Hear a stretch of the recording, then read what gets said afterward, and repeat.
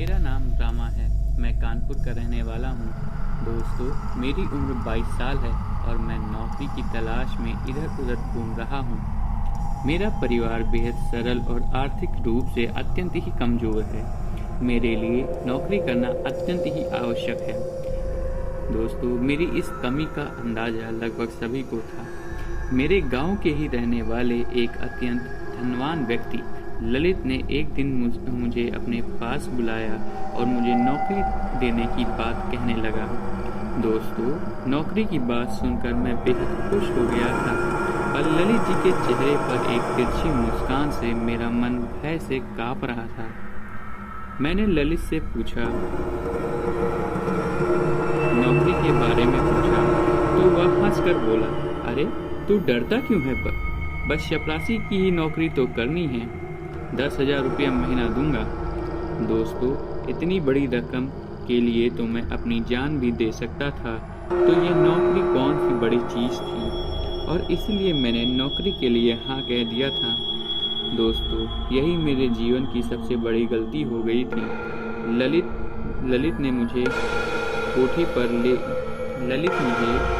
पर ले गया और शाम 6 बजे से सुबह 6 बजे तक वहीं काम करने के लिए बोलने लगा। साथ ही ललित ने मुझे बताया कि अगर रात में मैं तुझे बुलाऊं या चिल्लाऊं तो तू बिल्कुल भी अंदर मत आना। दोस्तों, यह बात सुनकर मुझे बहुत अजीब सा लगा, पर जैसा कि मैंने आपको बताया कि मुझे पैसों की कितनी ज़रूरत थी, इसीलिए मैंने बिना सवाल जवाब के हाँ कर दिया।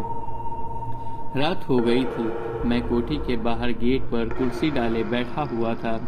अक्टूबर का महीना था और हल्की हल्की ठंड पड़ने लगी थी, इसलिए मैं एक कंबल को लपेटे वहीं बैठा रहा। रात करीब 11 बजे मुझे एक स्त्री की आवाज़ सुनाई दी। वो ललित से कह रही थी कि अंदर कुछ हो गया है। ललित की आवाज़ में अंदर से किसी ने बोला, रामा, ओ रामा, तनिक जल्दी अंदर आ, देख ये क्या हो गया है। इतना सुनते ही मैं तुरंत अंदर जाने के लिए उठा तो मुझे अचानक ललित की बात याद आ गई। मैंने बाहर से ही पूछा, मालिक, ये आप हो? क्या हुआ? सब ठीक है?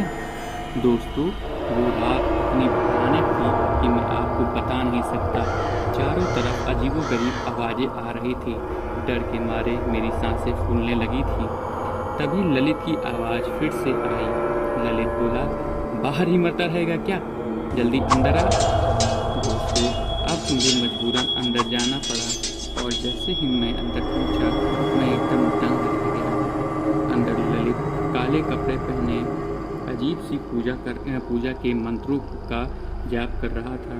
इतना देखते ही मैंने तुरंत वहाँ से भागने की सोची और जैसे ही मैं पीछे मुड़ा, मैंने देखा एक स्त्री हाथ में कुल्हाड़ी लिए मेरी ही तरफ बढ़ रही थी। दोस्तों, मैं समझ चुका था ललित काले जादू को सीखने के लिए मेरी बलि देने के लिए इस काली कोठरी में लेकर आया है। दोस्तों, मैं हनुमान जी का बहुत बड़ा भक्त हूँ। मैंने हनुमान चालीसा पढ़ना शुरू किया और अचानक मैंने देखा कोठी की एक खिड़की खुली थी। मैंने तुरंत खिड़की से कूदकर घर की ओर भागने लगा। जैसे ही मैं घर पहुंचा, मैं तुरंत अपने कमरे में पहुंचकर चुपचाप सो गया। दोस्तों, इस बात को आज 2 साल हो गए हैं, पर आज भी मैं जब उस कोठी का नाम सुनता हूं तो मेरी रूह कांप जाती है। दोस्तों, रामा की कहानी आपको कैसी लगी मुझे कमेंट में ज़रूर बताइएगा। जल्दी मिलते हैं एक और कहानी के साथ। चैनल को सब्सक्राइब कर लें और ऐसी अद्भुत कहानियों के लिए